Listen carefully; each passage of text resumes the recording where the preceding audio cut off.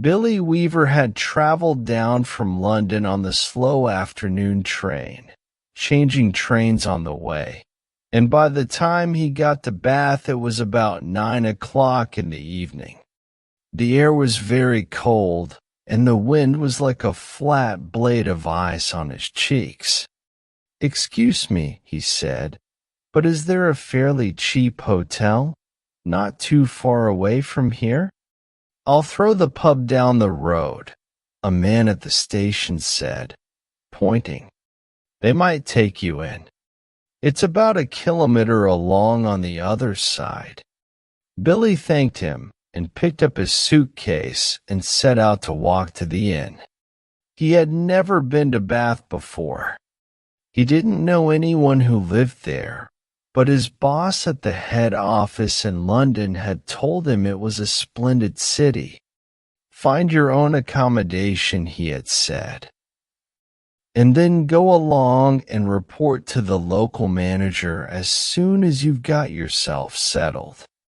Billy was 17 years old. He was wearing a new dark blue overcoat, a new brown hat, a new brown suit, and he was feeling fine. He walked briskly down the street. He was trying to do everything briskly these days. All successful businessmen, he had decided, were brisk. The top men at head office were brisk all the time. They were amazing. There were no shops on this wide street, only a line of tall houses on each side, all of them looking the same. They had grand entrances and 4 or 5 steps going up to their front doors, and it was obvious that they had been very grand houses indeed. But now, even in the darkness, he could see that the paint was coming off the doors and windows, and that the handsome white exteriors had cracks and patches from lack of repair. Suddenly, in a downstairs window that was illuminated by a nearby street lamp, Billy saw a printed notice leaning against the glass in one of the windows. It said, "Bed and breakfast." He stopped walking. He moved a bit closer. Green curtains were hanging down on each side of the window. He went right up to it and looked through the glass into the room, and the first thing he saw was a bright fire burning in the fireplace. On the carpet in front of the fire, a pretty little dog was curled up asleep. The room itself, which he could only see in half darkness, was filled with pleasant furniture. There was a piano and a big sofa and several comfortable armchairs, and in one corner he saw a large parrot in a cage. Animals were usually a good sign in a place like this, Billy told himself, and it looked to him as if it would be a pretty decent house to stay in. Certainly it would be more comfortable than a pub. On the other hand, a pub would be more friendly than a guest house. There would be beer and cards in the evenings, and lots of people to talk to, and it would probably be a lot cheaper too. He had stayed a couple of nights in a pub once before and had liked it. He had never stayed in any guest houses, and, to be perfectly honest, he was a tiny bit frightened of them. The word guest house suggested watery vegetables and greedy landladies. After hesitating like this in the cold for 2 or 3 minutes, Billy decided that he would walk on and look at the pub before making up his mind. He turned to go, and now a strange thing happened to him. He was just going to step back and turn away from the window when his eye was caught and held in the most peculiar manner by the small notice that was there. "Bed and breakfast," it said. "Bed and breakfast. Bed and breakfast." Each word was like a large black eye staring at him through the glass, holding him, forcing him to stay where he was and not to walk away from that house. And the next thing he knew, he was actually moving across from the window to the front door, climbing the steps that led to it and reaching for the bell. He pressed it. Far away in a back room he heard it ringing, and then at once it must have been at once because he hadn't even had time to take his finger from the bell button. The door swung open and a woman was standing there. She was about 45 or 50 years old, and the moment she saw him, she gave him a warm, welcoming smile. "Please come in," she said pleasantly. She stepped to one side, holding the door wide open, and Billy found himself automatically starting forward into the house. The force, or more accurately, the desire to follow her was extraordinarily strong. "I saw the notice in the window," he said, holding himself back. "Yes, I know. I was wondering about a room." "It's all ready for you, my dear," she said.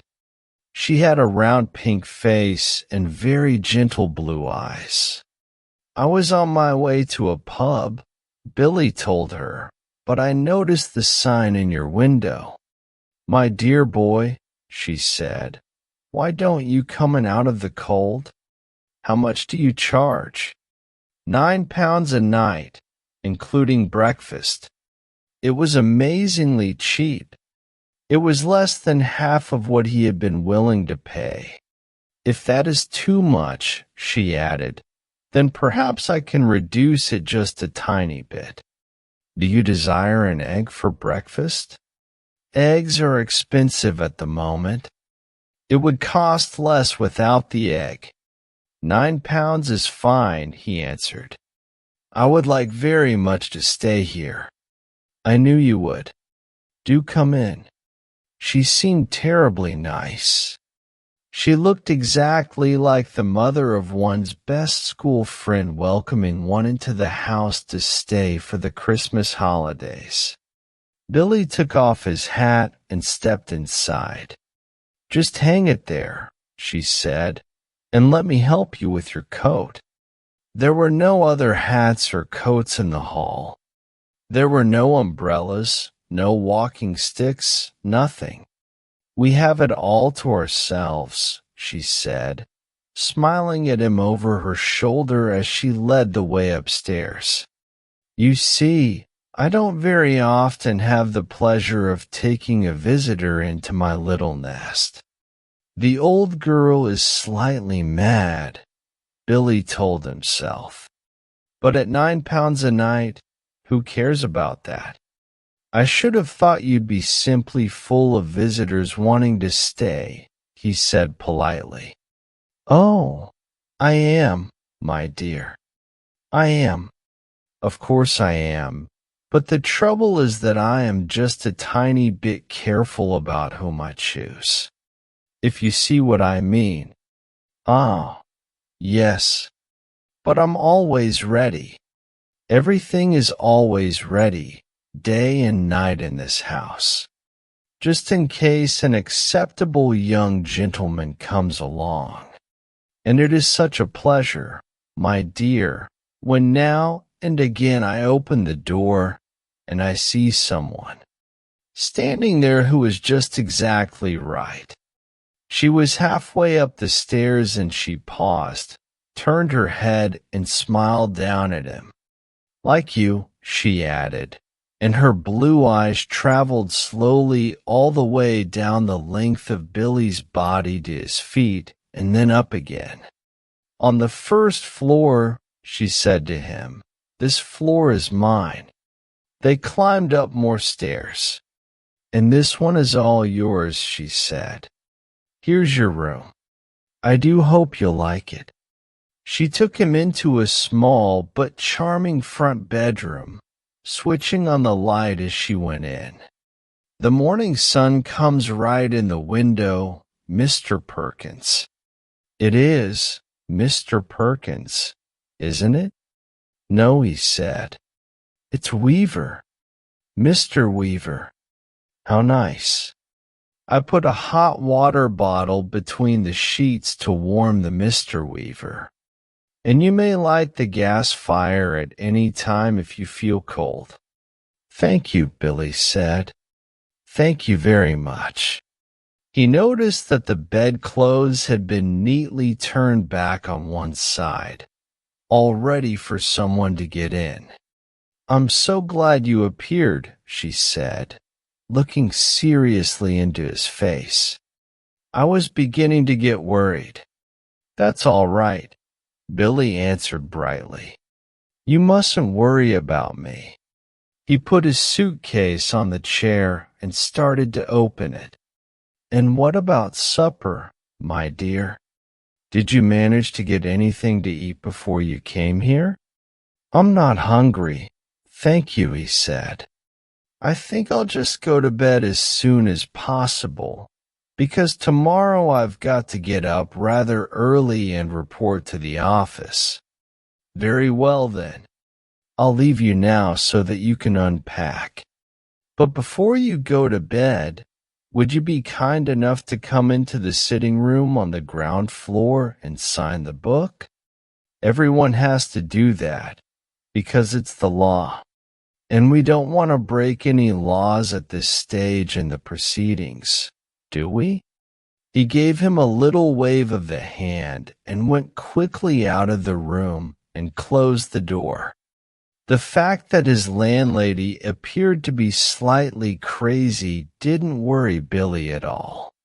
She was not only harmless, there was no question about that, but she was also quite obviously a kind and generous person. He guessed that she had probably lost a son of her own, or something like that, and had never recovered from it. So a few minutes later, after unpacking and washing his hands, he walked downstairs to the ground floor and entered the sitting room.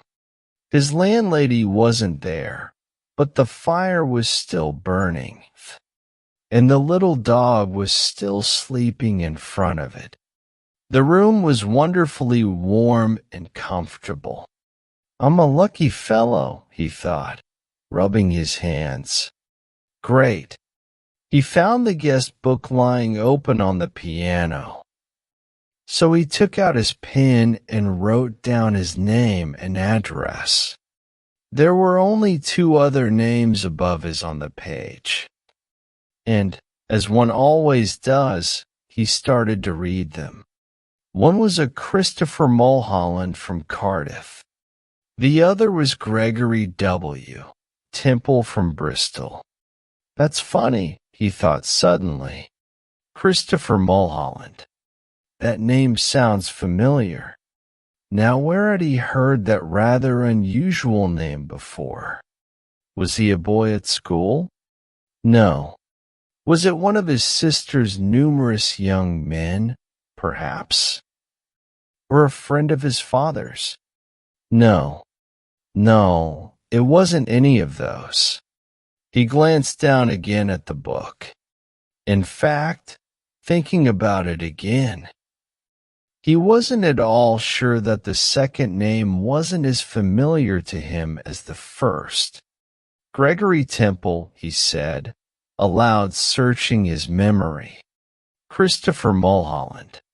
Such charming boys, a voice behind him answered. And he turned and saw his landlady walking into the room, carrying the tea tray in front of her. They sound somehow familiar, he said. They do. How interesting. I'm almost positive I've heard those names before somewhere. Isn't that strange? Maybe it was in the newspapers. They weren't famous in any way, were they? I mean, famous footballers or something like that. Famous, she said, setting the tray down on the low table, in front of the sofa. "Oh, no, I don't think they were famous, but they were extraordinarily handsome, both of them. I can promise you that. They were tall and young and handsome, my dear, just exactly like you." Once more Billy glanced down at the book. "Look here," he said, noticing the dates. "This last entry is over 2 years old." "Is it?" "Yes, indeed. And Christopher Mulholland's is nearly a year before that, more than 3 years ago." "Oh, dear," she said, shaking her head. "I never would have thought it. How time flies away from us all, doesn't it, Mr. Wilkins?" "It's Weaver," Billy said, WAVR. "Oh, of course it is," she cried, sitting down on the sofa. "How silly of me. I do apologize. Do you know something that's extraordinary about all this? Both those names, Mulholland and Temple. I not only seem to remember each one separately, but they appear to be connected as well, as if they were both famous for the same sort of thing, if you see what I mean. Well, come over here now, dear, and sit down beside me on the sofa, and I'll give you a nice cup of tea and a biscuit before you go to bed." Billy watched her as she busied herself with the cups and sauces. He noticed that she had small, white, quickly moving hands and red fingernails. "I'm almost positive I saw them in the newspapers," Billy said. "I'll think of them in a second. I'm sure I will. There is nothing more annoying than a thing like this, which remains just outside one's memory." He hated to give up. "Now, wait a minute," he said. "Wait just a minute. Mulholland, Christopher Mulholland, wasn't that the name of the schoolboy who was on a walking tour through the West Country and then suddenly milk?" she said. "And sugar?" "Yes, please. And then suddenly schoolboy," she said. "Oh, no, my dear, that can't possibly be right because my Mr. Mulholland was certainly not a schoolboy when he came to me. He was a university student. Come over here now and sit next to me and warm yourself in front of this lovely fire. Come on, your tea's all ready for you." He crossed the room slowly and sat down on the edge of the sofa. She placed his teacup on the table in front of him. "There we are," she said. "How nice and comfortable this is, isn't it?" Billy started drinking his tea. She did the same. For half a minute neither of them spoke, but Billy knew that she was looking at him. Her body was half turned towards him, and he could feel her eyes resting on his face, watching him from over her teacup. Now and again he caught a peculiar smell that seemed to come from her direction. It wasn't unpleasant, and it reminded him, well, he wasn't quite sure what it was. New leather? Or was it the corridors of a hospital? "Mr. Mulholland loved his tea," she finally said. "I've never seen anyone in my life drink as much tea as dear, sweet Mr. Mulholland." "I suppose he left fairly recently," Billy said. "Left," she said. "But my dear boy, he never left. He's still here. Mr. Temple is also here. They're on the 3rd floor, both of them together." Billy put down his cup slowly on the table and stared at his landlady. She smiled back at him and then put out one of her white hands and patted him comfortably on the knee. How old are you, my dear? She asked. 17, 17, she cried. Oh, it's the perfect age. Mr. Mulholland was also 17. But I think he was a little shorter than you are. In fact, I'm sure he was. And his teeth weren't quite so white. You have the most beautiful teeth, Mr. Weaver. Mr. Temple was a little older. He was actually 28. I wouldn't have guessed it, though, if he hadn't told me. There wasn't a mark on his body. Oh, what? Billy said. His skin was just like a baby's. There was a pause. Billy picked up his teacup, drank some more, and then put it down again in its saucer. He waited for her to say something else, but she seemed to have fallen into another of her silences. He sat there, looking ahead, biting his lower lip. That parrot, he said at last. You know something. It completely fooled me when I looked through the window. From the street. I thought it was alive. Sadly, no longer. It's very clever the way it's been stuffed, he said. It doesn't look at all dead. Who did it? I did. You did. Of course, she said. And have you met my little Basil as well? She nodded towards the dog, curled up so comfortably in front of the fire. Billy looked at it. Suddenly he realized that this animal had all the time been as silent and motionless as the parrot. He touched it gently on the top of its back. It was hard and cold, but perfectly preserved. Good heavens, he said. How very interesting. It must be awfully difficult to do a thing like that. Not at all, she said. I stuff all my little pets myself when they die. Will you have another cup of tea? No, thank you, Billy said. The tea tasted faintly bitter, and he didn't really like it. You did sign the book, didn't you?